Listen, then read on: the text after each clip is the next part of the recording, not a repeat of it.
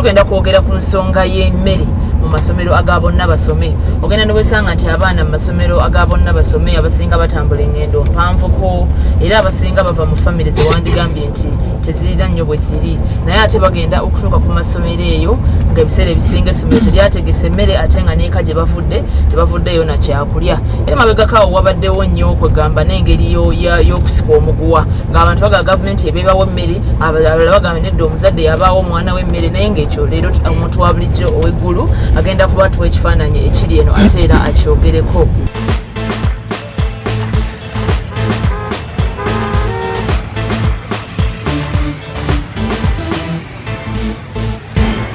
It is very important to feed a child at school because these children, when they go back for lunch, some of them, their places are very far, so they take long to come back. So it reduces late coming when you feed the child at school. Food that we eat constitutes a lot in our dieting. And when the child is properly fed, the concentration period of the child is always very high than a child which is not fed. The level of discipline was high. When it is time for food, you can see how children can run and line up for what? For food. Ekibuuzo ekisooka twagala okumanya essayidi eno ey'eggulu ekintu kino kiringa okunoonyereza bwe kutulaga nti kiri serious batuwe okukifaananyi ssebo kituufu nti abaana bagenda ku masomero nga tebalina kyakulya ng'eka bagamba tetubawadde ate nga ne ku masomero bagamba naffe bajeti eya bonna basome teriimu kyakulya. Embeera mu masomero eri etya mu bigambo by'ekyokulya eky'abaana naddala lanchi? Jaribu lakini pesa kuna. Okay. Alafu maneno ya chakula kwa shule. Kwa shule chakula iko? Hakuna. Hakuna. Alafu nyumbani? Nyumbani hawa napata siku moja anapika chakula sana. Awo mukyala tunyonyode n'agamba nti munnange mwana omwali mu kyakuna abalala basigadde batudde butuuzi naye agati balina kyakulya naye baba bagenze ku ssomero baviiramu awo. So oyo bw'ati bwatugambye embeera bw'eri yageza ku bya hoteeri emirimu ne gikola ki ne kigaana bw'atyo alisitaka n'abaana. Mama atuelezee watoto kwa shule wanapata chakula? Kwa shule uko na watoto wangapi? 4. Uko na watoto 4? Moja iko moja iko mlema.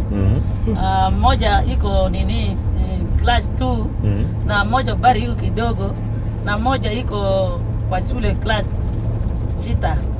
Lakini baya yake iko namna hii. Mimi hakuna pesa, mimi nakaa kwa charo. Huko kulima saa nyingine vua hakuna, naweka vitu kwa samba hakuna, hapana toka. Nakuja hapa nasema hati wacha mimi nafanya biashara kidogo kidogo, pesa hakuna. Hata sasa hivi mimi bado natoka kwa charo kurudi hapa na kuja kwa ngoti yangu hii nasaidia na pesa kidogo kidogo, wacha nirudi wapi? Kwa charo. Hii baya iko namna hii, baya ya chakula. Napata nini ya chakula ya watoto kwa shule hakuna. Mtoto na kwenda kwa shule kukaa kwa shule ni chakula hakuna, nakuja nyumbani saa nyingine nakataa kwenda kwa shule. Baya iko namna hiyo, pesa hakuna. Ona hapa nini gulu hapa. Hiyo maneno iko mingi. Pesa hakuna. Bado watu na kurudi nini nyumbani. Bado pata fati mzuri kukaa, kulima mzuri hakuna. Maneno yangu ndio hiyo. Kama gamene nasaidia sisi ndio mzuri. Sasa watoto wakienda shule bila chakula. Chakula hakuna. Sasa wanasoma vizuri au wanagonjwa wanafanya nini? Mgonjwa iko chakula hakuna kwa shule. Gamende ndio unasaidia nini sisi kwa shule uniweka chakula, hata kama mtoto natoka nyumbani bado kula anakuja kwa shule napata chakula ndio vizuri. Bannaffe Mutesa fatunyonyode n'agamba nti ate munange biri ewuwe bibi nnyo kubanga alina abaana bana naye bambi omwana omu ye mulema ate mukyala wattu munange okulima awalimira atalina maanyi bulungi kuba naye alina obulemu ku mubiri gwe okugulu kumuluma.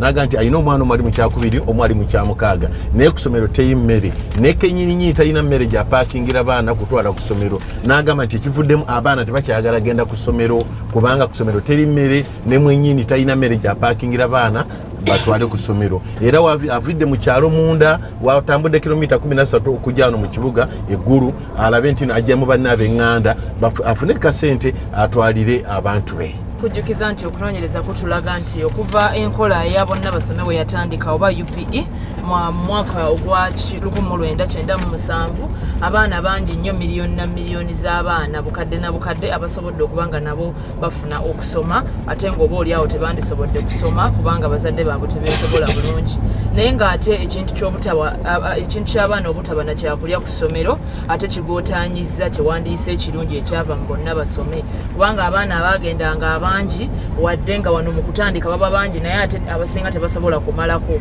kwe batuuka ku ssomero abasinga beebaka bwebasi balwalirayo tebaba na mmere jjukira abasinga baba batambudde engendo mpanvu kale ne weesanga nti enkola eya bonna basome gye twandibadde tujjamu ekirungi nti abaana abasinga bafune ku kuyigirizibwa ate abasinga tebasobodde kugifunamu kubanga ku ssomero tebagenda na kyakulya bazadde bagamba banaku nga bwowulidde tebasobola kubawa ate nga n'amasomero tegalinaawo nteekateeka egamba nti tufumbire abaana ekyokulya kale nembeera bwetyo bweyimiridde katweyongere okuwulira ekiva mu bateesa abaffe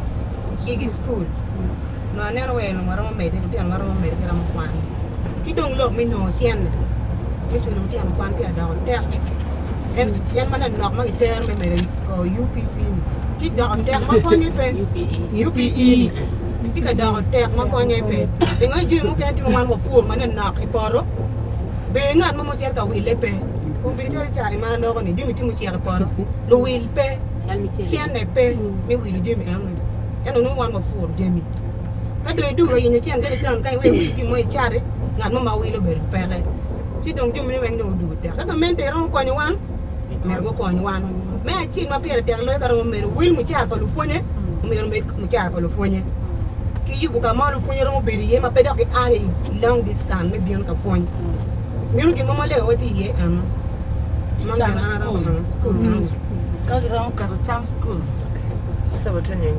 kakati omukyala agambye buno kati ebizibu byetulina waneeno mugulu emisaala gya gundi egyabasomesa kwegamba ntono nnyo sobola aba nti abaana tebakola bibuuzo birungi kakati n'ebirala ebizibu bya mmere waneeno gulu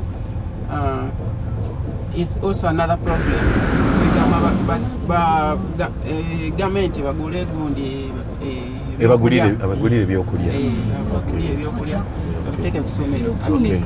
ebyo bye biteeso ebyababaka mu palamenti y'omuntu wa bulijjo abaviiriddeko mu Gulu district ebikwatagana n'ebyendya y'abaana mu masomero ga bonna basome era nga batunnyonnyodde nti abaana bano ebiseera ebisinga tebafuna kyakulya ku ssomero ekibaviiriddeko abamu okwenyibwa okusoma era n'abalala okusoma obubi ennyo ddala ddala waggyeko n'ebirala era ebibakosa mu masomero ago nga bwe mubimanyi katuwulire ekiva ew'omukulu Vincent Ocheng ono nga ye DEO oba District Education Officer wano mu Gulu atubuulire ye kyalowooza ku nsonga eno.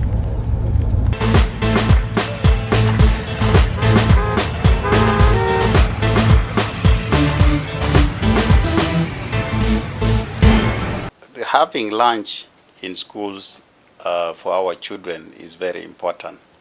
A number of reasons, even studies have been done where children who are studying and children who are not in school, how they perform.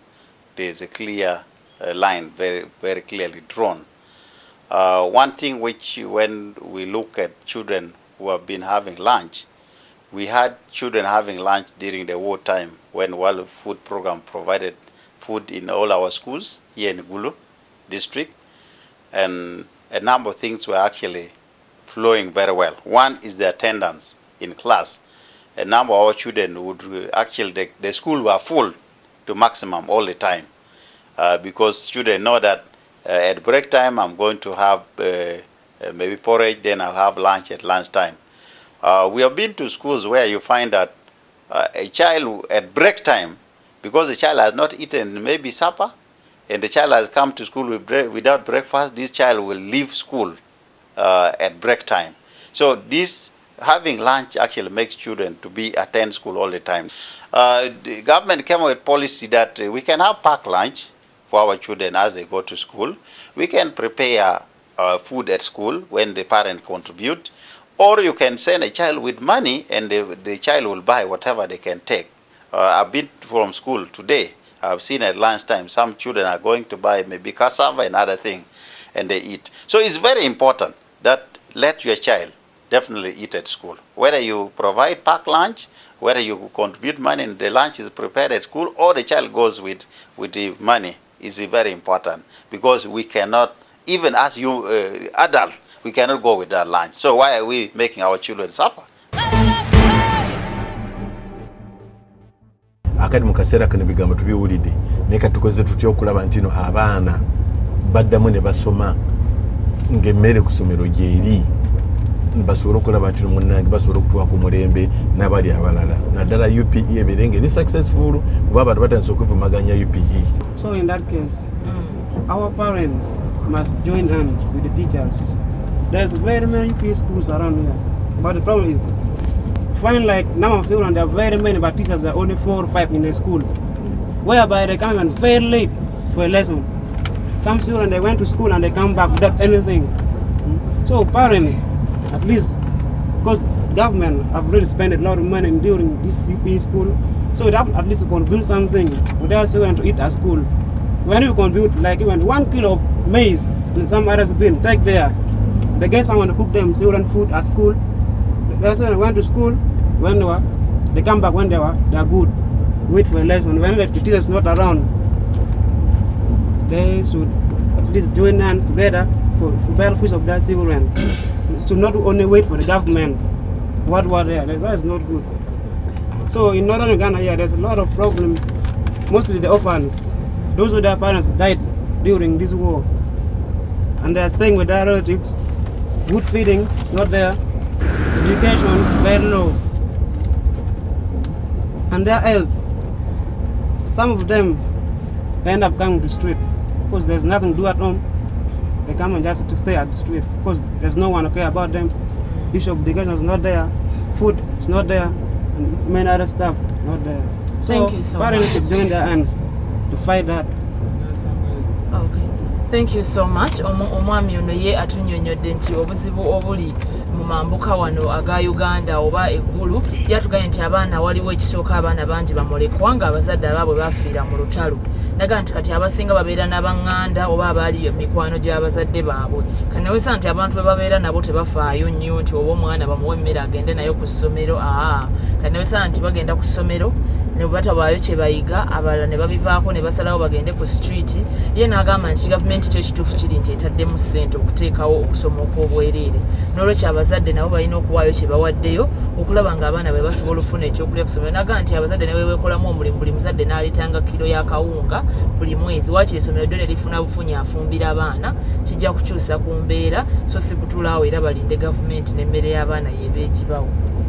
Wun onyoro kiro nge pa karong tie uro nung chene mo jogi kiro wun di jogi chen wanda ko school make area master e on no ngero mo maron fu nyo poro mi school peram ranga anyoga ge baka o che ene kwan tian kwan me cheme gang kwan poro pe beno